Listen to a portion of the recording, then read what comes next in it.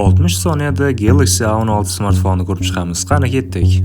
Smartfon 2024-yil 14-oktyabrda taqdim etilgan. Batareya sig'imi esa 5000 mAh. Doimiy xotirasi esa 128 va 256 GB. Operativ xotira esa 4, 6 va 8 GB. MediaTek Helio G99 protsessori bilan jihozlangan. Frontal kamera 13 megapiksel, asosiy kamera esa 50 megapiksel va 4K 30 fps gacha video yoza oladi. Bu qurilma PUBG Mobile'da maksimal 30 yoki 40 fps gacha qo'llab-quvvatlaydi. Sotib olmoqchi bo'lsangiz, ushbu qurilmani bir qancha afzalliklari va kamchiliklari bor. Ushbu qurilma dasturiy yangilanishlarni qabul qiladi va ancha hamyonbop narxda. Kamchiliklariga to'xtalsak, video va rasm yorish sifati unchalik ham zo'r emas. Protsessori arzonligi sababli murakkab ilovalarda qotishlar kuzatilib turadi.